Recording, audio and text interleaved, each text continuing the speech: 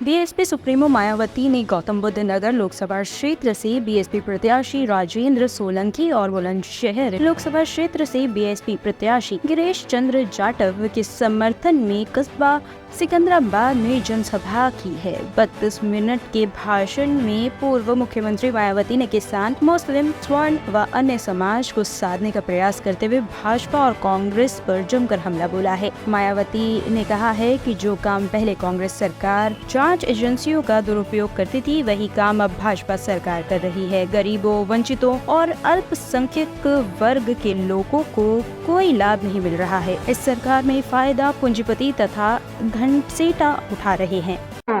आसपास का क्षेत्र ये काफी खराब स्थिति में था, इसका कोई डेवलपमेंट नहीं किया गया था। लेकिन जब मेरी सरकार बनी, हमने इस क्षेत्र को पूरा विकसित किया। इस क्षेत्र को हमने गौतम बुद्ध के नाम से नया जिला दिया, गौतम बुद्ध के नाम से बड़ी यूनिवर्सिटी बनाई, या एक्सप्रेस वे बनाया।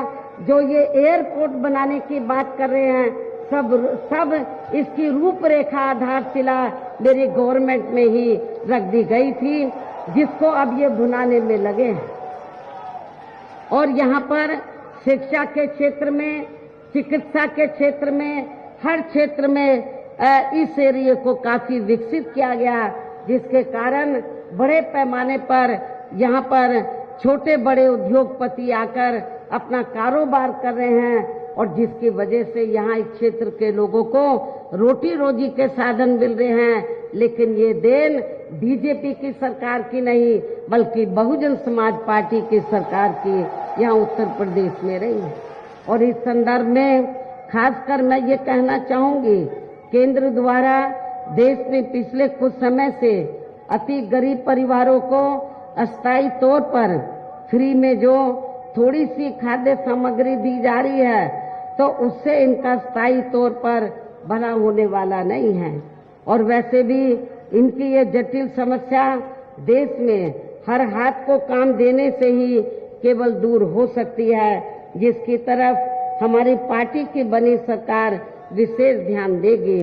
साथ ही देश में पिछले काफी वर्षों से आए दिन बढ़ रही गरीबी, बेरोजगारी व महंगाई आदि से भी जनता बहुत ज्यादा दुखी व परेशान है, जिसे भी आर्थिक नीतियों में तब्दीली करके जरूर दूर किया जाएगा। हिंदुत्व की भी आड़ में पिछले कुछ वर्षों से खासकर मुस्लिम समाज के लोगों का द्वेष की भावना से जो इनका काफी ज्यादा शोषण व उत्पीड़न आदि किया जा रहा है, तो उसे भी जरूर रोका जाएगा।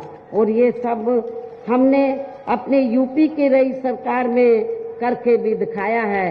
इसके अलावा हमने यूपी में सर्व समाज में से गरीब एवं बेरोजगार लोगों को बेरोजगारी भत्ता आदि न देकर उन्हें बड़ी तादाद में रोटी रोजी के साधन भी उपलब्ध कराए हैं। जो अब ये कार्य भी अधिकांश ठंडे ही पड़े हैं, जिनको फिर सरकार बनने पर प्राथमिकता दी जाएगी।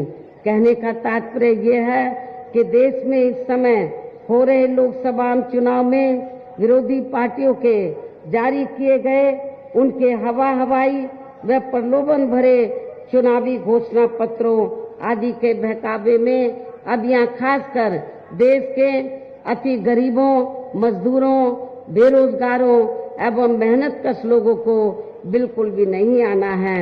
और अब इन्हें ऐसी सभी विरोधी पार्टियों को हर हालत में केंद्र की सत्ता में आने से जरूर रोकना है, जिनकी कथनी व करनी में काफी अंतर रहा है तथा जिन्हें ये लोग वर्षों से आजमा भी चुके हैं।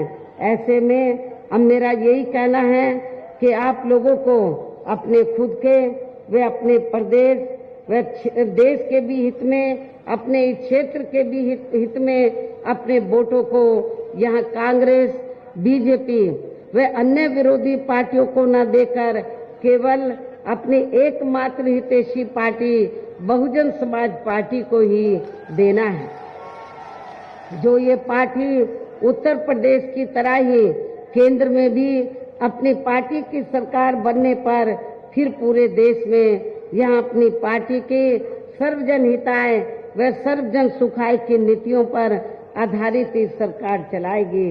इसके साथ साथ केंद्र से जुड़ी आपके क्षेत्र की जो भी यहाँ स्थानीय समस्याएं होंगी तो उन्हें भी फिर दूर करने का हर संभव पूरा प्रयास किया जाएगा। साथ ही यहाँ गरीबों, मजदूरों, बेरोजगारों, कर्मचारियों, किसानों, छोटे व्यापारियों एवं अन्य मेहनतकश लोगों के हितों का भी विशेष ध्यान रखा जाएगा। टॉप स्टोरी ब्यूरो के लिए बुलंदशहर से अवनीश त्यागी की रिपोर्ट।